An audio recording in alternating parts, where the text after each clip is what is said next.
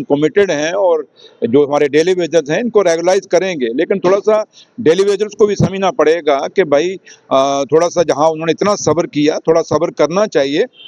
क्योंकि सरकार, एक तो पहली बात कि सरकार आज की डेट में एक स्टेट की सरकार नहीं, एक यूटी की सरकार है। हमारी फंडिंग भी जो है एक स्टेट के मुताबिक नहीं आती, एक यूटी के मुताबिक आती है। ये डेली वेजर्स को समझना पड़ेगा और मैं उनसे भी कहूंगा कि आपने जितना पहले सब्र किया है, आप ज्यादा सब्र करने की जरूरत नहीं, लेकिन टाइम लग सकता है, कितना टाइम और ले सकते हैं? हमने डेली वेजरों को मैनिफेस्टो में वादा किया हुआ है कि हम उनको रेगुलाइज करेंगे।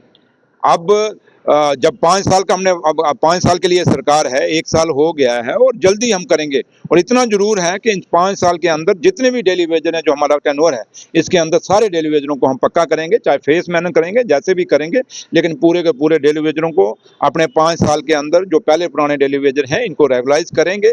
लेकिन इनको भरोसा रखना चाहिए, अगर उमर साहब ने on the floor of the house commitment की हुई है, कमेटी बनाई हुई है, तो ये ऐसे नहीं बनाई। हम बीजेपी के लोगों की तरह नहीं हैं कि उनकी कथनी और करनी में फर्क है। जो बीजेपी के लोग दूसरों पे एलिगेशन लगाते थे, आपने चंद रोज पहले देख लिया किश्तवाड़ में क्या हुआ है। एक रेटले कंपनी का सीईओ उठ के कह रहा है कि मुझे बीजेपी के एमएलए जो हैं काम नहीं करने दे रहे। आज मैंने कल भी कहा था कि सुनील शर्मा साहब एलओपी हैं, रोज उमर साहब को ऊपर कटाक्ष करते हैं, और मैं सुनील शर्मा साहब को कहूंगा कि जनाब आपके डिस्ट्रिक्ट किश्तवाड़ से आते हैं, मैं नहीं कहता आप इसमें इन्वॉल्व हैं कि नहीं है, मैं नहीं कह सकता, लेकिन इतना जरूर कहता हूं कि वो 2 एमएलए किश्तवाड़ के कौन से हैं, वो बड़ा लीडर किश्तवाड़ का कौन सा है जो जो वहां पे एक पर्ची पे लोगों को लगाता है, जो वहां पर्ची पे लोगों के बजरी और रेते की सप्लाई दिलवाता है, वो कौन सा बड़ा नेता है बीजेपी का? या 2 एमएलए हैं जिनकी पर्ची के ऊपर किश्तवाड़ के अंदर डंपर लगते हैं या मशीनें लगती हैं, जेसीबी या प्रोग्रामें लगती हैं? ये सुनील शर्मा साहब को जवाब देना चाहिए। इसलिए हम वो नहीं है कि सरी हम दूसरों पे एलिगेशन लगाएंगे, हम वो हैं जो करके दिखाएंगे।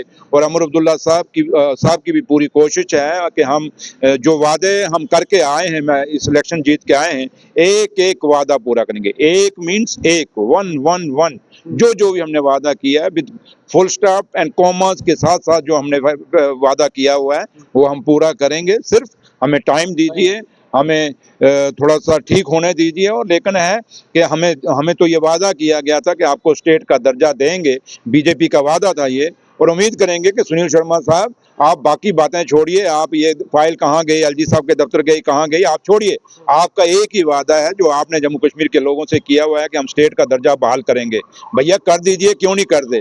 बीजेपी अपना वादा तो निभा दे, लेकिन इतना जरूर है कि बीजेपी अपना, जो सुनील शर्मा साहब अपना वादा नहीं निभा रहा, लेकिन नेशनल कॉन्फ्रेंस अपना एक एक वादा निभाएगी। कल की डेट में वीएलडब्ल्यूज की सैलरी की हाइक के बारे में भी डिस्कस हुई है, क्या क्या वो जायज उनका हक बनता था और हमने समझा। देखिए आज तक 11 साल एक हुकूमत रही, इन ग्राम सेवक के बारे में, जो ग्राम सेक्रेटरी जो कहते हैं, इनके बारे में किसी ने नहीं सोचा है विलेज लेवल वर्कर का। लेकिन देखिए उमर अब्दुल्ला सरकार ने सोचा, इनकी जो सैलरी थी एट पार की, जैसा बाकी लोग जो इनके बराबर के लोग थे उनको ज्यादा मिलती थी, इनको कम मिलती थी, आज इनकी बराबर एट पार कर दी। तो ये फैसला किसने किया? उमर अब्दुल्ला सरकार ने किया। डीपीओस को रीडेजिनेट किया, उनको हमने एक नई पोस्टों के जरिए से किया। फिर आपका जो दूसरे लोग हैं, हमने 200 पोस्टें रेगुलाइज भी की, जो रेवेन्यू में लगे हुए थे उनको रेगुलाइज किया, बेचारों को उनका ऐसे ही केस पड़ा हुआ था। तो इसलिए काफी सारे फैसले कल कैबिनेट में हुए हैं। लेकिन ये कैबिनेट अपने हर फैसला करेगी, लेकिन हर चीज करेगी, बड़े बड़े फैसले भी करेगी, लेकिन इस उम्मीद में हम टिके हुए हैं, रुके हुए हैं कि एक वक्त आएगा, एक दिन आएगा, वो सुबह होगी जब जम्मू कश्मीर को स्टेट का दर्जा, ये बीजेपी के जो जम्मू कश्मीर में लोग जो बातें करते हैं, ये दिलाने में हमें मदद करेंगे और दिल्ली की सरकार अपना वादा निभाएगी।